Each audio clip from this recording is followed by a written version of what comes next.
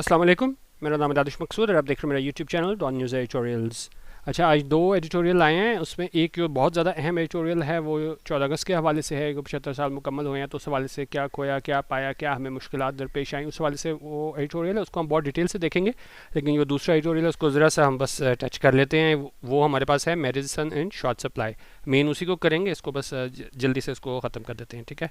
अच्छा, बेसिकली यहाँ पे इन्होंने बताया है कि जो इम्पोर्ट प्राइसेस है ना फार्मास्यूटिकल रॉ मटेरियल्स की, ठीक है, और उसकी वजह से क्या हुआ है, उसकी वजह से हमें जो इसेंशियल अहम जो दवाइयाँ हैं उनकी हमें शॉर्टेज देखने को मिल रही है, ठीक है। और ये चीज़ जो ज़ाहिर बात है बहुत डिस्टर्बिंग है, क्योंकि बाकी चीज़ों पे तो गुजारा हो सकता है, लेकिन अगर मेडिसिन शॉर्ट सप्लाई में हो जाए तो यकीनन बहुत ज़्यादा मसला हो जाता है। ख़ासतौर पे जो लाइफ थ्रेटनिंग डिजीज़ और मेंटल इलनेसेस वाली जो होती हैं मेडिसिन, उनमें अगर ऐसी शॉर्टेज हो जाए।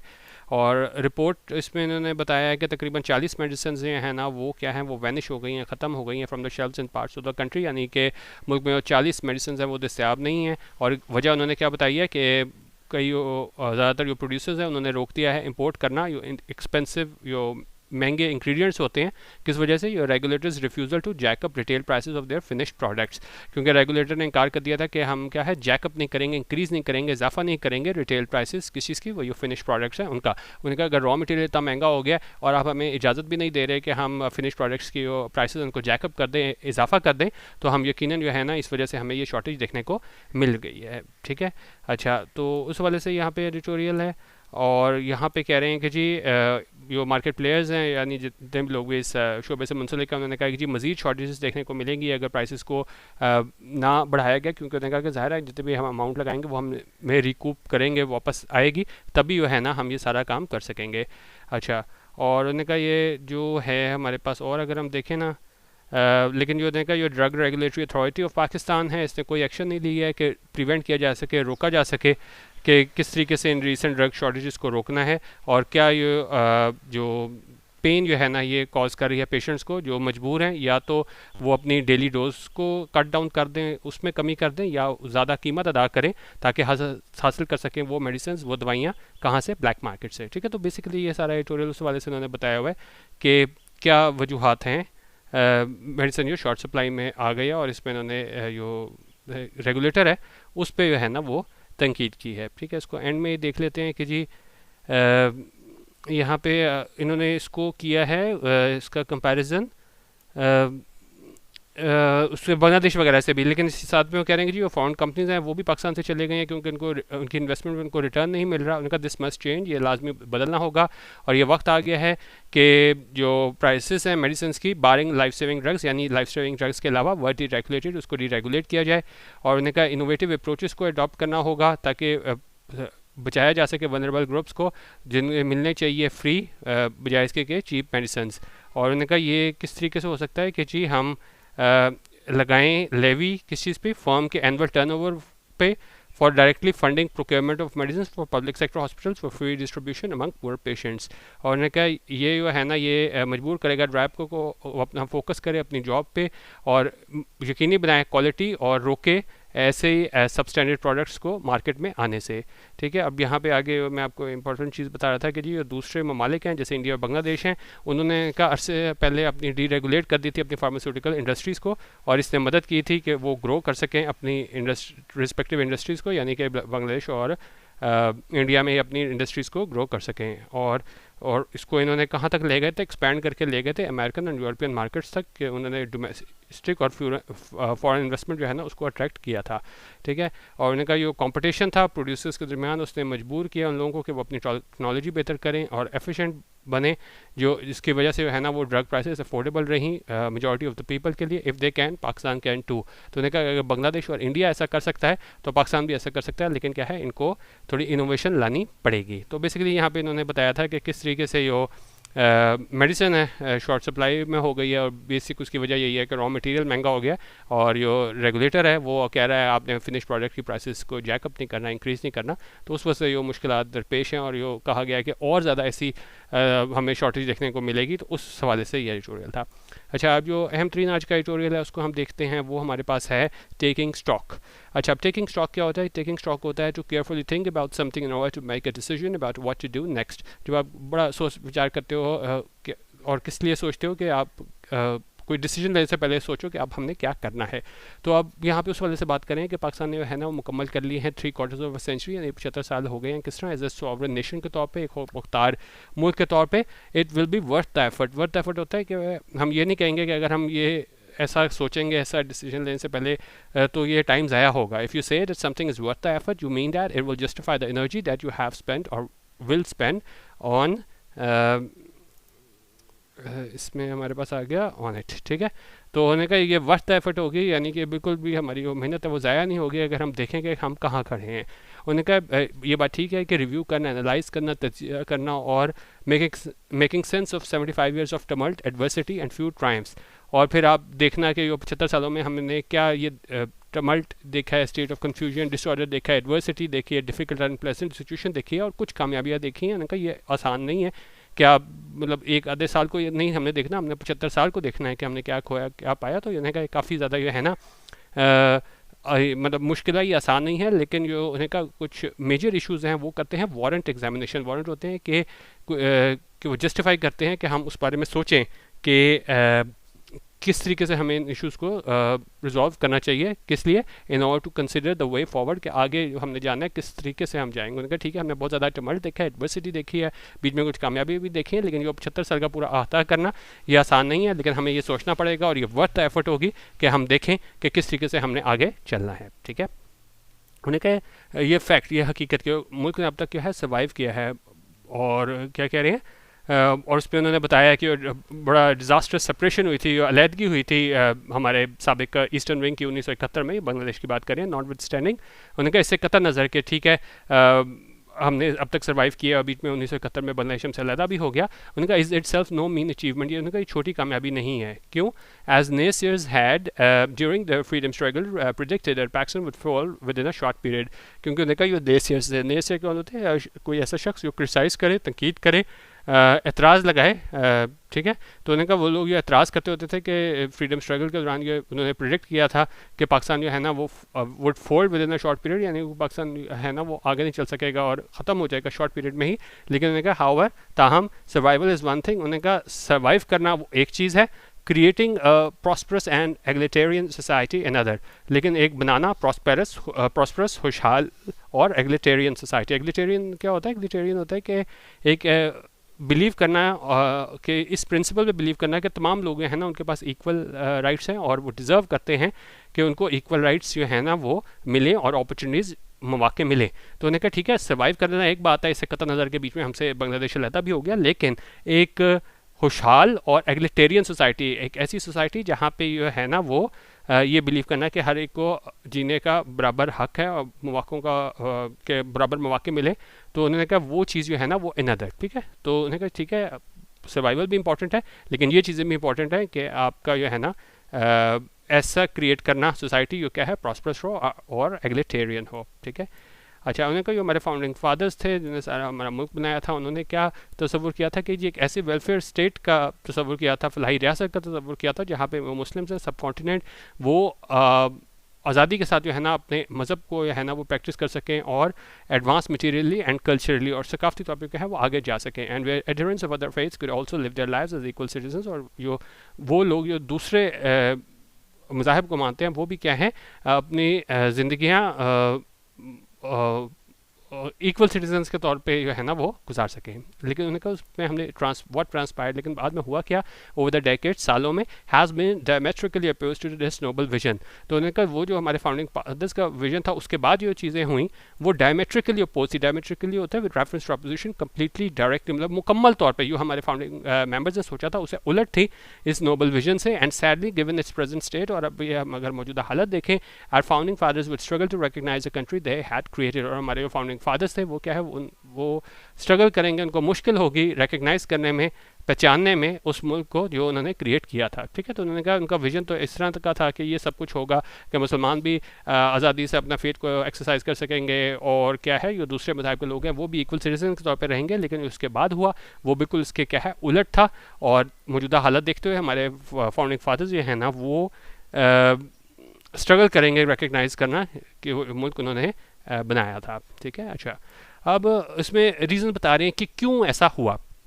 उन्होंने कहा there numerous reasons behind our predicament. Predicament होता है हमारे पास डिफ़िकल्ट, अनप्लेजेंट और एम्बैरेसिंग सिचुएशन। उन्होंने कहा कई मुतादिद रीजंस हैं, वजूहात हैं ये किस वजह से हमें इस प्रेडिकमेंट का सामना है, अनप्लेजेंट, डिफिकल्ट और एम्बैरेसिंग सिचुएशन का सामना है। And many of our views are self inflicted, और कई जो हमारे ज़ख्म है, जो हमारी मसाइल है, हमारी मुश्किलात हैं, वो क्या है, सेल्फ इन्फ्लिक्टेड है। सेल्फ इन्फ्लिक्टेड यानी खुद साख्ता हैं। Perhaps at the core of our perpetual crisis, the fact that a constitutional order has been repeatedly thwarted and a democratic culture has failed to fully take root. अच्छा, अब इसमें सबसे बड़ी बात करें कि जी ठीक है, हमारे सारे वो मसाइल भी थे, लेकिन मेजॉरिटी थी वो हमारी क्या थी, सेल्फ इन्फ्लिक्टेड थे, खुद साख्ता हमने ये मसाइल को जन्म दिया। उसमें सबसे बड़ा मसला ये कह रहे हैं कि जी कॉन्स्टिट्यूशन को लेकर बात कह रहे हैं कि बार बार जो है ना उसको कॉन्स्टिट्यूशन को जो है ना वो क्या किया है, अपने से रोका गया, उसको एक तरीके से तोड़ा गया, और जो डेमोक्रेटिक कल्चर था, ठीक है, वो जो है ना वो जड़ नहीं पकड़ सका, और हमें क्या है बार बार जो है ना वो आइन शिकनी देखने को मिली। ठीक है, I think while the nation received its first constitution in 1956, 9 years after independence, only 2 years later, it would witness its first martial law, the first of several. The fact is that repeated military interventions have retarded the evolution of the political process. उनका जबकि nation को है ना पहला constitution 1956 में मिला, अपनी आज़ादी के 9 सालों बाद सिर्फ, लेकिन 2 सालों बाद जो है ना वो 1958 में है ना इस मुल्क ने देखा पहला मार्शल लॉ, और द फर्स्ट ऑफ सेवरल, यानी कि उनका पहला मार्शल लॉ 1958 में आया, लेकिन ये क्या था, फर्स्ट ऑफ सेवरल था, यानी कि इसके बाद भी ज़ाहिर आए हैं। और उन्होंने कहा ये हकीकत के जो बार बार जो मिलिट्री इंटरवेंशन हुई, मुदाखलत हुई फ़ौज की जानिब से, उसने सारे एवोल्यूशन को इस पॉलिटिकल प्रोसेस के जो सारा मरहला था उस प्रोसेस को उसको क्या किया, रिटार्ड किया, उसको मतलब क्या पीछे ले गया, उस पर आप तरक्की नहीं कर सके। किस वजह से, ये हमें मिलिट्री इंटरवेंशंस देखने को मिली। अच्छा, उन्होंने कहा yet while the military has often overstepped its constitutional limits, civilian politicians are not blameless either. अच्छा, अब इसमें मज़ीद ये देख रहे हैं कि ठीक है, मिलिट्री ने तो ओवरस्टेप किया, अपनी हद से तजावुज़ किया, अपनी उनकी आइनी लिमिट्स थी, उनकी हदूद थी, लेकिन उनके civil politicians are not blameless either. तो जो सिविलियन पॉलिटिशियंस थे वो उनको हम नहीं कह सकते कि उनका क्या है कोई कसूर नहीं था। उनका ये उनकी लैक ऑफ एबिलिटी थी, यानी उनमें इतनी अहलियत नहीं थी कि वो डिलीवर कर सकें गुड गवर्नेंस, और failure to root out corruption, के करप्शन को ख़त्म कर सकें। और क्रोनिज्म होता है कि जब आप अपने लोगों को नवाजना शुरू कर देते हो ना, appointment of friends and associates to positions of authority without proper regard to their qualifications। तो ये जो लोग थे सिविलियन जो हमारे आप कह सकते हैं पॉलिटिशियंस थे, ठीक है, तो वो इसको ख़त्म करने में करप्शन को नाकाम रहे, और क्रोनिज्म की वजह से कि अपने लोगों को नवाजा, वो क्या है वजह बना, pave the way for saviours in uniform to step in, कि वो मौका मिला उनको कि वो फौज जो है ना वो मुदाखलत कर सके। उन्होंने कहा politicians at times have even invited the journalists to save the nation by getting rid of elected governments run by their political rivals and abetted martial law regimes। और यहाँ तक कि उन्होंने कहा at times जो है ना politicians ने इवन इनवाइट किए, उनको दावत दी जर्नल्स को कि आप आएँ, मुल्क को बचाएं, और जो इलेक्टेड गवर्नमेंट्स हैं उनको क्या है उनसे छुटकारा दिलाएं। तो बेसिकली वजूहात देख रहे हैं कि सबसे बड़ी बात ये कह रहे हैं जो डेमोक्रेटिक प्रोसेस है ना उसको पनपने नहीं दिया गया। और इसमें उन्होंने कहा कि जी वो हमारे पॉलिटिशियंस हैं, वो हम ये नहीं कह सकते कि भाई उनका कोई कसूर नहीं है, वो ब्लेमलेस है। मतलब कई दफ़ा तो उन्होंने खुद जो आके मिलिट्री को कहा कि भाई आप बचाएं मुल्क को और इनका से छुटकारा हासिल करें, ये डेमोक्रेटिकली इलेक्टेड लीडर्स हैं। उन्होंने कहा unless the democratic system is allowed to grow and evolve, we will be doomed to repeat the mistakes of the last 75 years। उन्होंने कहा जब तक है ना इस डेमोक्रेटिक सिस्टम को अलाउ नहीं किया जाएगा कि वो ग्रो करे, इवॉल्व करे, तो हमें क्या है वो हमें ये सारी मिस्टेक्स बार बार देखने को मिलेंगी जो हमने पहले 75 सालों की देखी हैं। अच्छा, अब दूसरी जिसमें बात करें जो हमारे माशी मसाइल सवाल से बात करें, उन्होंने कहा economic waves have constantly haunted Pakistan for the past 75 years. जो माशी मुश्किलात है उसने लगातार जो है ना पाकिस्तान को परेशान किया है पिछले 75 सालों में। While there have been some bright spots, उन्होंने कहा उसमें हमें कुछ जो है वो कुछ उम्मीद की कुछ किरण भी नज़र आई। For example the per capita income has grown considerably since independence. उन्होंने कहा जो पर कैपिटा इनकम थी वो क्या है कंसिडरेबली बड़ी हद तक जो है बड़ी है, कब से, सिंस इंडिपेंडेंस से। And poverty reduction have borne some fruit। और इस जो पॉवर्टी रिडक्शन एफर्ट है, जो कोशिश थी कि जो गुर्बत है उसको भी कम किया जाए, हैव बोन सम फ्रूट, उसका भी क्या है खातिर ख्वाह फ़ायदा देखने को मिला है। लेकिन साथ क्या कह रहे हैं, fundamental causes weakening the economy have not been address. लेकिन उनका जो बुनियादी वजूहात थी जो मईशत को कमज़ोर करती हैं, हैव नॉट बीन एड्रेस, उनको एड्रेस नहीं किया गया, उनके हल तलाश करने की कोशिश नहीं की गई है। ठीक है, विच हैज़, और इसका नतीजा क्या निकला है, which has resulted in cyclical financial crisis, और इसके नतीजे के तौर पे हमें है ना वो सिक्लिकल फाइनेंशियल क्राइसिस देखने को मिला है. Or the economy has to an extent been dependent on foreign aid handouts, rents. The embarrassing ritual of taking the begging bowl to multilateral lenders and foreign friends and benefactors has been repeated far too many times. और इनका economy में है ना एक हद तक है ना वो हमारी डिपेंडेंट रही है किस चीज़ पे, फॉरेन एड पे, हैंडआउट्स पे, रेंट्स पे, और यो बड़ी ही शर्मनाक यो रिचुअल था, एक मतलब एक बार यो एक रिवायत थी, वो बार जाया जाता था ये कशकोल लेके मल्टीलैटरल लेंडर जैसे IMF हो गया, वर्ल्ड बैंक हो गया, एंड फॉरेन फ्रेंड्स एंड बेनिफैक्टर्स, और दूसरे हम दोस्ताना ममालिक थे, बेनिफैक्टर्स थे, उनके पास जाया गया. हैज़ बीन रिपीटेड, उसको बहुत दफ़ा रिपीट किया गया कि बार आप क्या है IMF के पास जा रहे हो, लोगों से भीख मांग रहे हो, कुछ खोल लेके. Has been repeated far too many times, ये बहुत ज़्यादा क्या है उसको रिपीट किया गया है. ठीक है, अच्छा. This has in turn affected national sovereignty, इसने यकीन जो है ना वो हमारी कौमी खुद मुख्तारी उसको मुतासर किया है. As some experts have indicated Pakistan is experience growth without development. उन्होंने कहा कुछ एक्सपर्ट्स हैं वो कहते हैं कि जी पाकिस्तान ने है ना वो एक्सपीरियंस किया है ग्रोथ किस चीज़ के, डेवलपमेंट के बगैर. Economic dividends have failed to reach all the people, और इनका इकनॉमिक डिविडेंड्स थे, माशी फ़ायदे, क्योंकि देखें अगर आपकी मीशत तरक्की करती है तो वो उसका फ़ायदा जो है ना वो हर किसी को जाना चाहिए, लेकिन उनका जो माशी इसके इकनॉमिक डिविडेंड्स थे वो फेल्ड हुए, नाकाम हुए पहुंचना तमाम लोगों तक जो समरात थे. एक माशी फ़वाइद की बात कर रहे हैं. उन्होंने कहा as the masses toil to put food on the table, और उन्होंने कहा जो पूरी आवाम थी, ज़्यादा थे, मैसेस थे, वो क्या है वो कोशिश करते उन्होंने कोशिश की कि to put food on the table, यानी कि गुजर बसर करने के लिए है ना वो मतलब क्या कर सकें, as the message toil to put food on the table, कि उन्होंने कोशिश की कि put food on the table यानी कि किस तरह आप कह लें कि गुजारा करने की उन्होंने कोशिश की ना मुश्किल से. ठीक है, तो वहाँ पे क्या है, the entitled elites of a third world country live for first world life. लेकिन जहाँ पे उन्होंने कहा एक तरफ इनको प्रॉब्लम पड़ी हुई थी कि खाना टेबल पे ला सकें मैसेज, ठीक है, उनका सबसे बड़ा मसला यही था. तो जो एलिट्स थे हमारे थर्ड वर्ल्ड कंट्री के, उन्होंने ज़िंदगी गुजारी फर्स्ट वर्ल्ड लाइफ की तरह. ठीक है, तो मतलब ये इतना ज़्यादा फ़र्क था, एक को खाना टेबल पे डालने के लाले पड़े हुए थे, और दूसरी तरफ जो हमारा थर्ड वर्ल्ड कंट्री है उसके एलिट्स थे, उन्होंने ज़िंदगी गुजारी फर्स्ट वर्ल्ड लाइफ्स की तरह. उन्होंने कहा जब तक जो है ना ये इकनॉमिक जस्टिस इज़ इंश्योर्ड, उन्होंने कहा जो माशी जस्टिस इंसाफ है वो उसको इंश्योर नहीं किया जाता, creating a welfare state will remain a pipe dream. तो उन्होंने कहा एक बनाना एक वेलफेयर स्टेट फलाही रियासत विल रिमेन, वो रहेगा अ पाइप ड्रीम. पाइप ड्रीम क्या होता है कि एक ऐसी चीज़ जो अनअटेनेबल हो, जो पॉसिबल ना हो, उसको हासिल करना, और एक बिल्कुल एक होप हो, स्कीम हो, एक आप कह लेना कि बस सिर्फ सोच की हद तक हो. तो उन्होंने कहा अगर आप जो है ना इकोनॉमिक जस्टिस को इंश्योर नहीं करते तो सिर्फ ये कहना है कि जी हम फलाही रियासत बनाएंगे, ये एक पाइप ड्रीम रहेगा, एक ऐसी चीज़ रहेगा जो क्या है अनअटेनेबल है, जिसको मतलब जिसको हासिल नहीं किया जा सकता. ठीक है, एक ऐसा ड्रीम जिसकी तकमील नहीं हो सकती. अच्छा, अब एक और जो बात करें वो फॉरेन पॉलिसी के हवाले से बात करें, उनका उसको भी री एग्जामिन करने की ज़रूरत है. उनका यकीनन हमारे जो नेबरहुड है वो बड़ा मुश्किल है. अगर हम बात करें इंडिया की बात करें तो हमारे जब से इंडिपेंडेंस है, आज़ादी हमने हासिल किया, तब से हमारे ताल्लुकात इसके इंडिया से बड़े ख़राब रहे हैं. और इसके अलावा उन्होंने कहा जो अफगानिस्तान को भी है ना वो वर्ल्ड पावर्स की जानिब से इस्तेमाल किया गया है, और इस वजह से पाकिस्तान में बहुत ज़्यादा इमेंसली बहुत ज़्यादा जो है ना पाकिस्तान मुतासर हुआ है. लेकिन हमारी अपनी मिस्टेक्स भी हैं, और उसमें उन्होंने कहा कि वो जो हमने जब इसके साथ दोस्ती की, इत्तेहाद किया वेस्ट के साथ कोल्ड वॉर के दौरान, और हमने इजाज़त दी मिलिटेंट्स को कि वो इस्तेमाल करें हमारी ज़मीन को टू डिस्टेबलाइज अदर्स, कि वो दूसरों को गैर मुस्तकम करें. तो उन्होंने कहा हमारे भी कसूर हैं, कि हम ये नहीं कह सकते कि भाई वर्ल्ड पावर्स ने हमारे साथ ऐसा किया है. और उन्होंने कहा सिर्फ जो वाहिद जो सक्सेस स्टोरी है फॉरेन फ्रंट पे वो ये है कि हमारा जो स्ट्रॉन्ग रिलेशनशिप रहा है इन 75 सालों में चाइना के साथ. ठीक है, there are many other fact matters impeding progress. उन्होंने कहा कोई और मैटर्स भी हैं जो क्या है रुकावट बने हुए हैं प्रोग्रेस के सिलसिले में, जिसमें शामिल हैं डिस्क्रिमिनेशन फेस बाय माइनॉरिटीज़. उन्होंने कहा जो डिस्क्रिमिनेशन का सामना है माइनॉरिटीज़ को, फिर रिलीजियस रेडिकलिज्म है ख़ास तौर पर ज़ियारा के बाद से.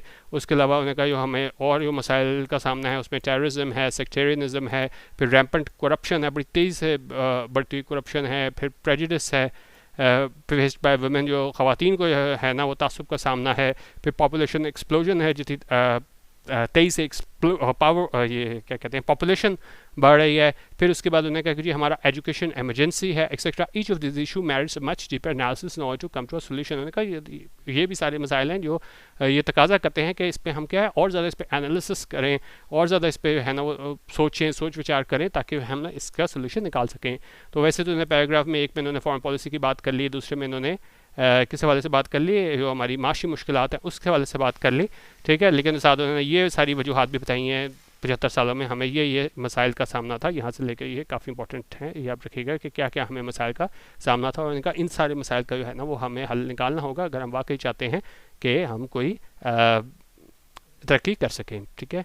अच्छा, लेकिन उन्होंने कहा yet the story over the past 75 years has not been entirely negative. उन्होंने कहा ठीक है सारे मसाइल थे चीज़ें थी, लेकिन फिर भी उन्होंने कहा अगर 75 साल की पूरी कहानी को देखें तो ये क्या है इंटायरली नेगेटिव नहीं थी, इसमें कुछ अच्छी चीज़ें भी थी। उन्होंने कहा हम एक ऐसे नेशन है जो क्या है we are a resilient nation while Pakistan is locally and abroad have achieved much in literature sports the performing arts entrepreneurship and tech industry. तो उन्होंने कहा ठीक है हम जो हैं लोग हमने लोकली और अब्रॉड जो है ना काफ़ी कुछ अचीव किया है, उसमें लिटरेचर के मैदान में स्पोर्ट्स परफॉर्मिंग आर्ट्स एंटरप्रेन्योरशिप और टेक इंडस्ट्री में काफ़ी कुछ हमने हासिल किया है। और जो हमारे एक्सपेट्रिएट्स हैं यहाँ से बाहर गए हुए हैं उन्होंने खासतौर पे है ना वो पाकिस्तान को प्राउड किया है, यानी क्या है वो फ़ख्र का बायस बने हैं। और उन्होंने कहा कि जी हमारे जो हार्ड वर्किंग जो मेहनत करने वाले लेबरर्स हैं मेहनत कश हैं उन्होंने भी मदद की है इसको बिल्ड करने में, ये सिटीज़ ऑफ द गल्फ़ हैं उसे, ठीक है। जबकि उन्होंने कहा हमारे प्रोफेशनल्स हैं ना उन्होंने भी है ना वो नई हाइट्स पे रीच किए हैं ऑन फॉरेन शोज़ के, वहाँ पे भी उन्होंने क्या है कारनामे अंजाम दिए हैं।